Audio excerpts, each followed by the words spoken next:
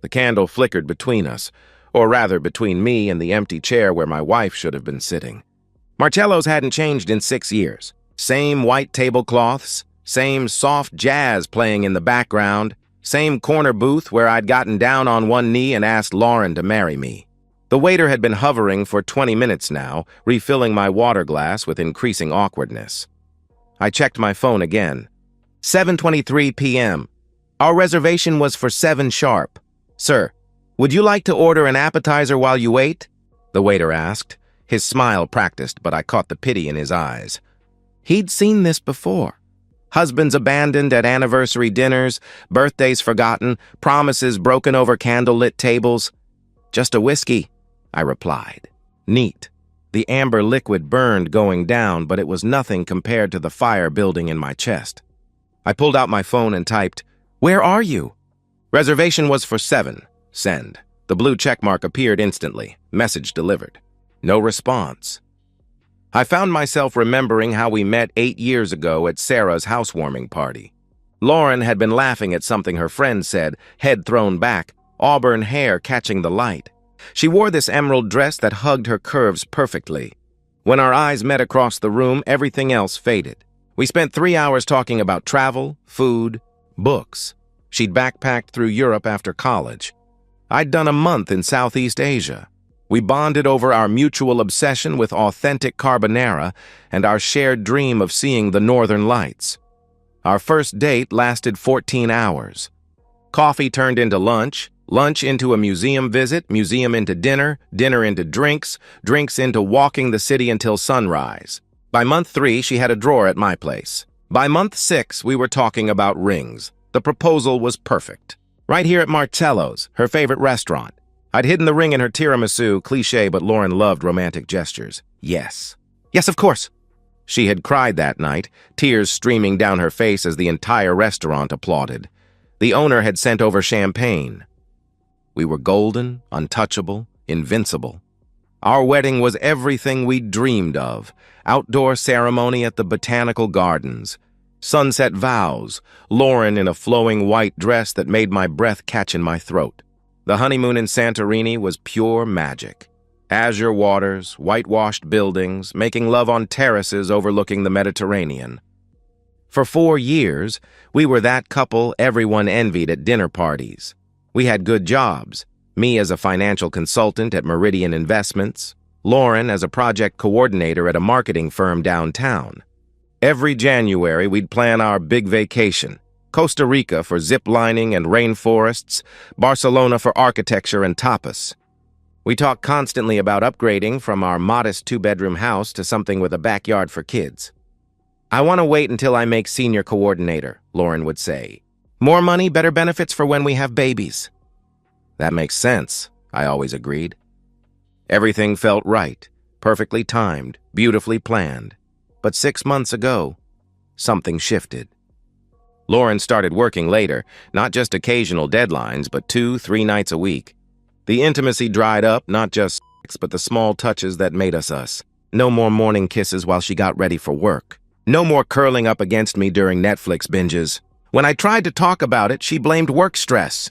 The company is expanding, she would say dismissively. New clients, major deadlines. You know how it is. I wanted to believe her. I needed to believe her. My phone buzzed. Finally, so sorry, babe. Stuck at office. Major client presentation tomorrow. Can we reschedule? I stared at the message. The emoji felt like a slap, forced cheerfulness pasted over a lie. Something in my chest hardened, crystallized into cold certainty. I signaled the waiter, canceled our entrees, paid for my whiskey, and left. In the parking lot, sitting in my car, I pulled up Lauren's company website. I clicked through to the staff directory, scrolling until I found her boss, Greg Holloway, 41, director of marketing, married. In the photo, his smile was too white, too confident, too familiar. I started the engine. On the drive home, one thought burrowed into my mind like a parasite. What if she's not at the office at all? When I got home at 10:47 p.m., the house was dark. Lauren's car wasn't in the driveway. She didn't come home until 12:23 a.m., and when she did, her blouse was buttoned wrong. The next morning, I woke to an empty bed and the sound of running water. Lauren was already in the shower, unusual for her. She typically hit snooze 3 times and rushed to get ready. I lay there analyzing every detail from the night before.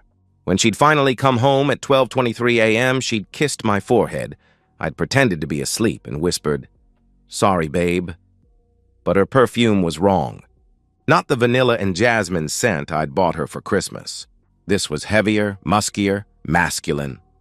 The next 3 weeks became a masterclass in marital decay, each week worse than the last. Week 1 nearly broke me. Wednesday night, after a dinner where we'd barely spoken, I reached for Lauren in bed. Not aggressively, just the gentle touch that used to lead to laughter and tangled sheets.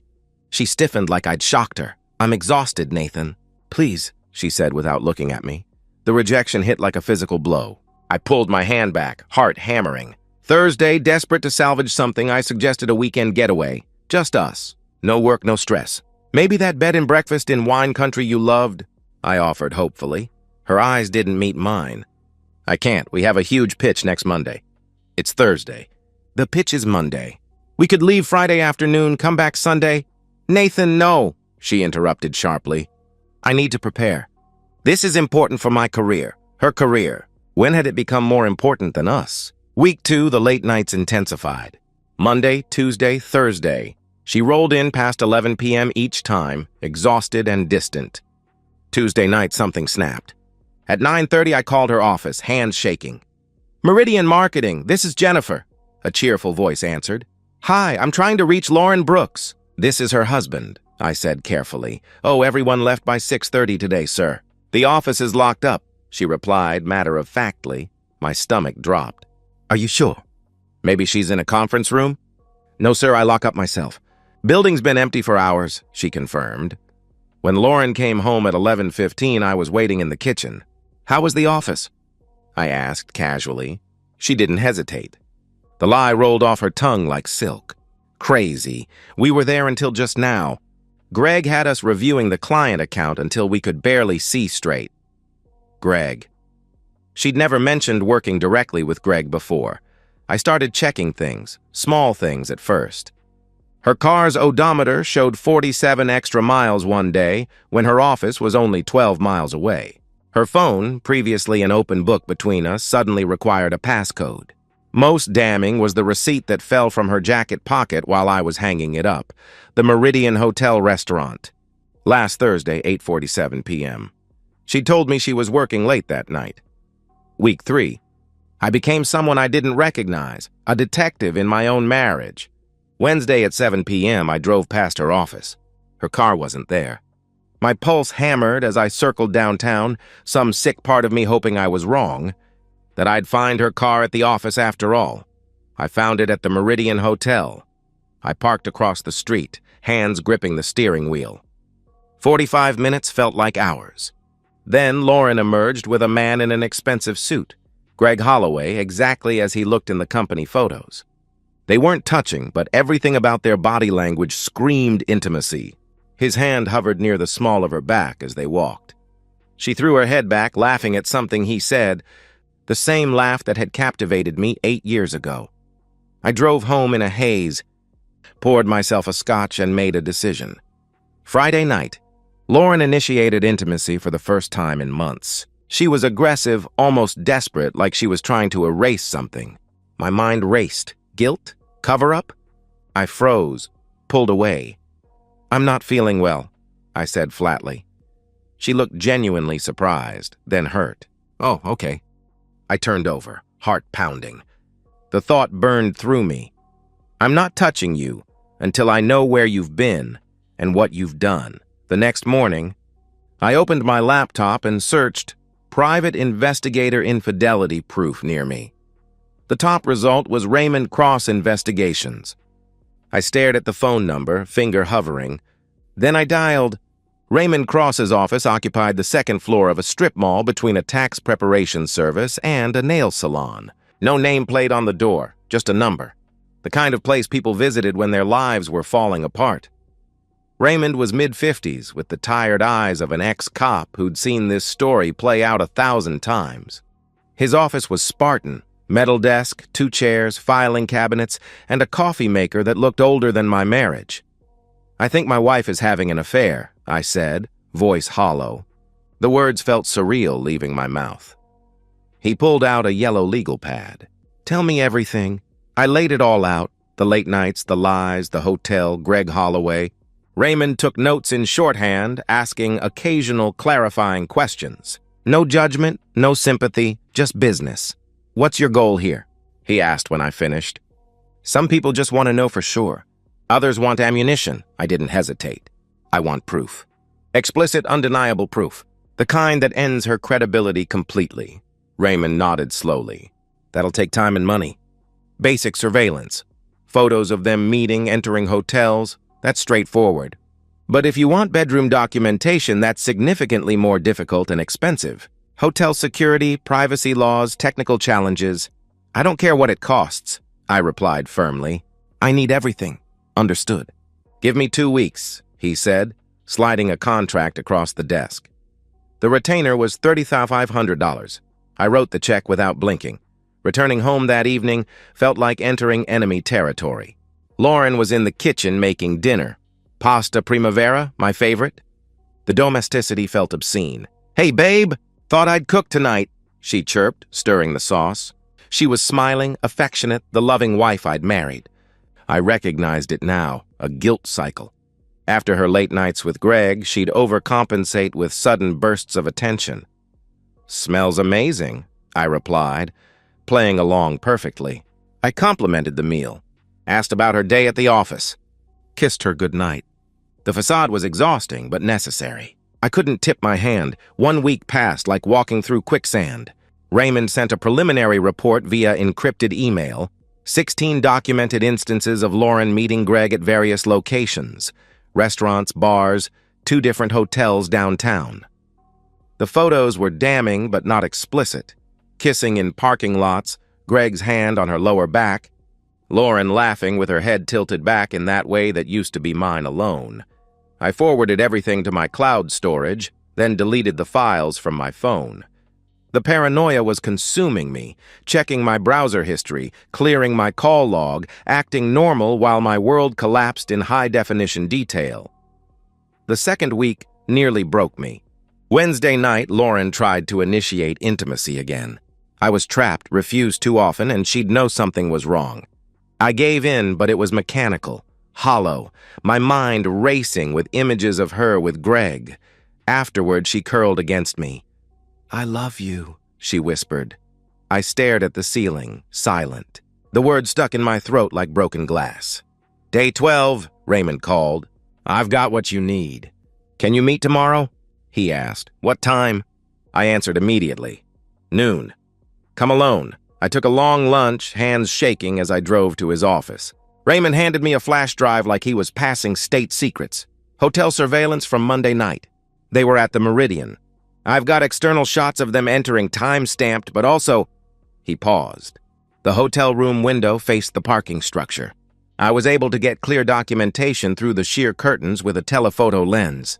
"It's explicit. No ambiguity." My hands trembled as he inserted the drive into his laptop. The photos loaded slowly, each one a nail in the coffin of my marriage. Lauren and Greg, naked in bed, unmistakable positions, faces clearly visible. My stomach lurched. Seeing the suspicion confirmed in high-resolution color was different than imagining it. "There's more," Raymond continued. 6 separate encounters documented. Timestamps, locations, credit card receipts Greg used for the rooms. "This is airtight." I closed the laptop, breathed deeply. "Send me everything." "Encrypted file. Secure server." "Will do," he confirmed. That afternoon, I contacted Margaret Sinclair, a divorce attorney a colleague had recommended after his own brutal divorce. I forwarded the evidence. Margaret called within an hour. "Mr. Brooks, this documentation is overwhelming. With fault-based divorce laws in this state and evidence this clear, you'll retain all marital assets. She'll have no leverage whatsoever," she explained professionally. "Good. Draft the papers. But don't file yet. I'll tell you when and where to serve her," I instructed. "That's unusual. Most clients want this over quickly," she noted. "I want it over strategically," I replied coldly. That weekend, I went shopping. I bought a large decorative gift box, elegant wrapping paper, silk ribbon, and a dozen red roses. The checkout clerk smiled. "Someone's lucky," she said cheerfully. I smiled back, said nothing. The plan was coming together. Monday morning arrived gray and cold, matching my mood perfectly. I woke before Lauren, watching her get ready for work with new eyes. She was actually humming, as she applied makeup with extra care. "Big week?" I asked casually, sipping coffee like a loving husband. "Yeah, we're presenting the Hartman campaign today. Huge deal for the company," she replied excitedly.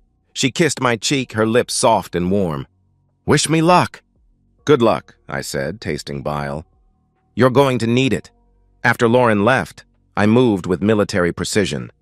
I opened Raymond's encrypted files and selected every explicit photo, 47 images total, documenting Lauren and Greg across multiple hotel encounters in various states of undress and intimacy.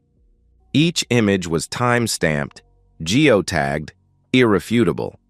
I sent them to a professional photo printing service downtown, 8x810, glossy finish, express pickup. By 10 a.m., I had them in hand. I spread them across our dining room table, the same table where we'd planned our wedding, discussed baby names, shared countless meals as a happy couple. Now it displayed the gallery of her betrayal. I forced myself to look at each photo, letting the anger crystallize into cold resolve. The woman in these images wasn't the Lauren I'd married. This was a stranger who'd been living in my house, sleeping in my bed, lying to my face for 6 months. I arranged the photos carefully in the decorative gift box, the most explicit ones on top so they'd spill out first when opened. The box was beautiful. Elegant paper, perfect corners, silk ribbon tied in a precise bow. It looked expensive, thoughtful, romantic. At 1 p.m., I called Margaret Sinclair. "The papers are finalized?" I asked. "Yes, ready for service," she confirmed. "I need your process server." Today, 2:30 p.m., Lauren Brooks at Meridian Marketing downtown, 6th floor. He needs to deliver 3 things in this exact order: a bouquet of red roses, a gift box, and the divorce papers. In front of her colleagues. Margaret was silent for a long moment. "Mr. Brooks, this is highly theatrical." "Are you certain?" "Completely. I want everyone in that office to see exactly who she is," I replied without hesitation. "Understood. I'll brief David Lawson. He's our most professional server. But Nathan, once this happens, there's no taking it back," she warned. "That's the point," I said firmly. I also drafted 3 emails, scheduled to send at 2:35 p.m., 5 minutes after the delivery. To Meridian Marketing's HR department, subject line, "Policy violation, evidence attached," with all 47 photos and documentation of Lauren and Greg's affair, noting timestamps during work hours and misuse of company time. To Michelle Holloway, Greg's wife, subject line, "Your husband's activities," with full photo documentation and hotel receipts. I'd found her email through Greg's LinkedIn profile. To Robert and Karen Mitchell, Lauren's parents, subject line, "You need to know," with a brief explanation and 3 of the most damning photos. At 2:15 p.m., I sat in my car 3 blocks from Meridian Marketing, hands steady for the first time in weeks. My phone buzzed. David Lawson texting, "In position." Proceeding in 15 minutes. I imagined the scene. Lauren at her desk, surrounded by co-workers, probably reviewing final presentation details for the Hartman campaign. The office buzzing with Monday energy, coffee cups and keyboards. The comfortable rhythm of corporate productivity. David walking in, professional and polite, carrying roses and a beautifully wrapped gift box. "Delivery for Lauren Brooks," he would announce. The office would go quiet. Who doesn't love getting flowers at work? Lauren would be confused, but pleased, maybe assuming I was trying to make up for recent distance. She'd open the card first. "For my loving wife, all your hard work deserves recognition. Love, Nathan!" Then the box. The ribbon falling away, the elegant paper rustling. The lid lifting about 30 p.m. My phone buzzed with David's message. "Package delivered." Subject opened box in front of approximately 15 to 20 colleagues. Significant reaction. Paper served immediately after. I'm clear. I closed my eyes, breathed deeply. It was done. 35 p.m. The scheduled emails fired automatically. My phone remained silent. I'd blocked Lauren's number, but I imagined the chaos. HR convening emergency meetings, Michelle Holloway opening that email and watching her world collapse, Lauren's parents staring at their phone in horror. 47 p.m. I drove home slowly, savoring these last moments of calm. I'd already changed the locks, new deadbolts installed Sunday evening while Lauren was at the office with Greg. I'd told her I was visiting my brother. Inside, I methodically removed every photo of Lauren from the walls. 8 years of memories went into cardboard boxes. Our engagement party, the wedding, honeymoon selfies, anniversary dinners. I packed her clothes into garbage bags and stacked them in the garage. I changed banking passwords, contacted the mortgage company to remove her access, secured all important documents. At 4:23 p.m. through the window, I saw Lauren's car screech into the driveway. She ran to the door, key in hand. It didn't work. She tried again, panic rising, then pounded on the door. "Nathan! Nathan, open the door!" she screamed desperately. I walked to the window, pulled back the curtain. Our eyes met through the glass. Her face was destroyed, mascara streaking, eyes swollen, desperate and wild. "Nathan, please!" "I'm so sorry." "It was a mistake. Please give me another chance," she pleaded, voice breaking. My voice was cold, muffled through the glass. "A mistake? You f***ed your boss for 6 months. That's not a mistake, Lauren. That's a choice. You chose him every single night you lied to me. Please." "I'll end it. I'll quit." "Just let me explain," she begged frantically. "Explain to your HR department. Explain to Greg's wife. Explain to your parents. They all got the photos, Lauren. All 47 of them," I replied without emotion. Lauren's legs buckled. She collapsed on the porch, sobbing. "Oh, and Lauren? Enjoy finding a new job. I made sure everyone knows who you really are," I added before closing the curtain. I walked away. Behind me, Lauren's screams were muffled by the new insulated door. As I poured myself a scotch, my phone buzzed with an unknown number. A text message. "This is Karen Mitchell. What you did to my daughter is unforgivable. We're coming over." I blocked the number. 30 minutes later, a car pulled into my driveway.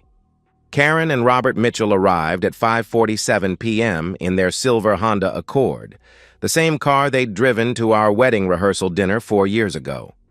I watched through the window as they helped their sobbing daughter into their car. Lauren was still begging them to take her back to me, to help her fix this.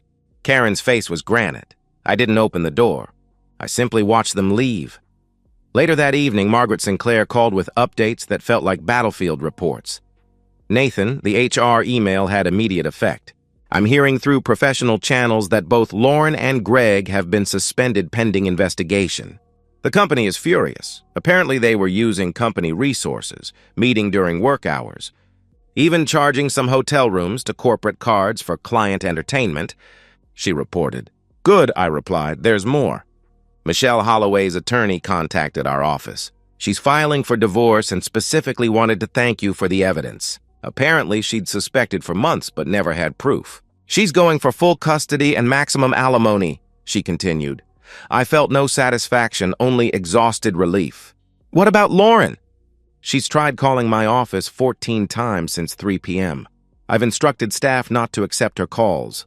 She has no legal ground to stand on. The evidence is irrefutable. If she contests anything, we go to court, and those photos become public record. She won't risk that level of exposure," Margaret explained.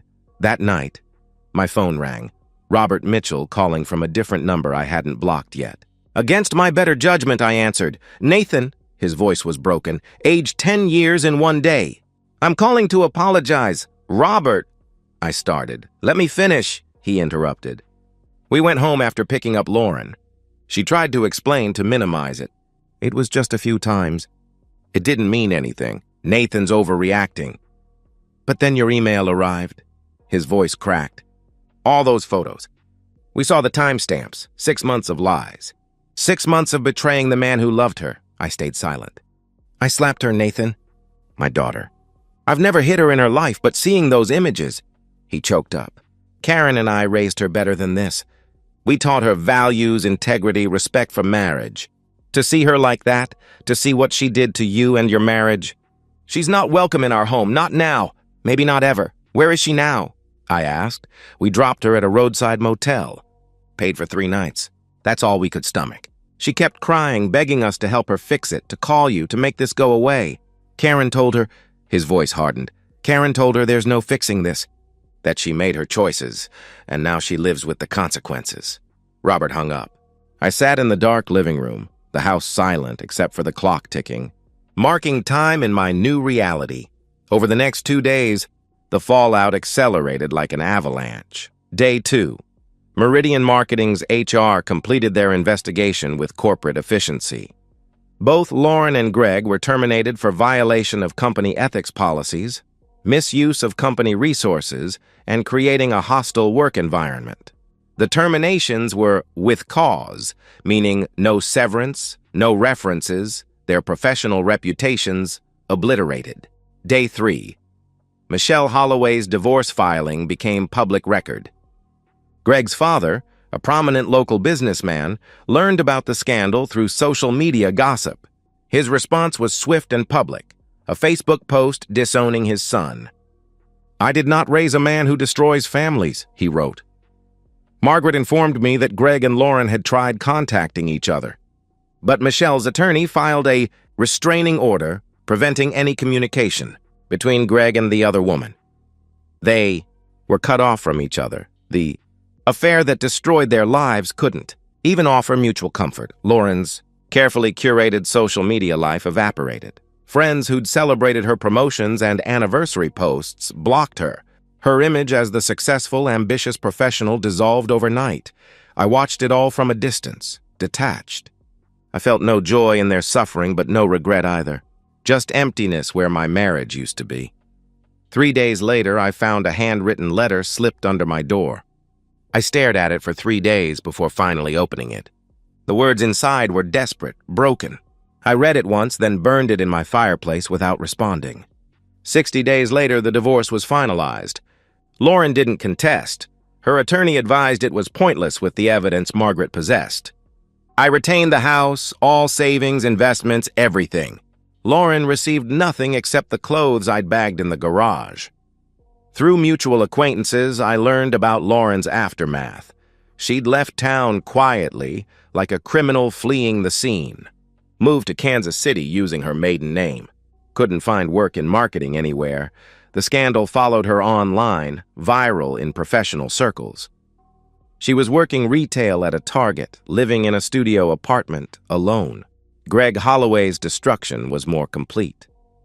Michelle's divorce was vicious and thorough. She received full custody of their 2 children, 8 and 6 years old, who now knew Daddy had hurt Mommy and broken their family. She got the house, aggressive alimony, punitive child support. Greg's father made good on his public disownment, cut off the trust fund, removed him from the family business. Greg had fled to Portland, trying to rebuild from nothing. I heard through the professional grapevine he was working at a small tech startup, making a quarter of his former salary. Lauren and Greg never contacted each other again.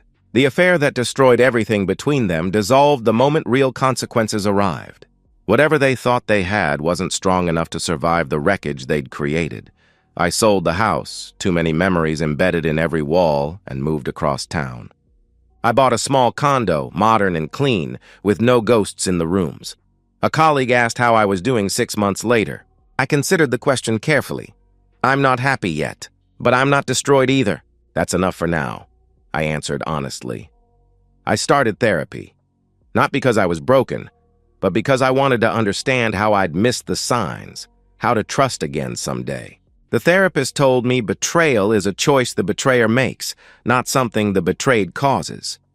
I rejoined my gym, started reading again, took weekend trips to visit my brother. Small steps forward. 10 months after the divorce, I was having coffee when a woman at the next table smiled at me. I smiled back, genuine, if cautious. We talked for 20 minutes. She gave me her number. I didn't call immediately, but I kept the number. One morning, I woke up, made coffee, and realized, for the first time in almost a year, I hadn't dreamed about Lauren. The nightmares were over. I was finally free.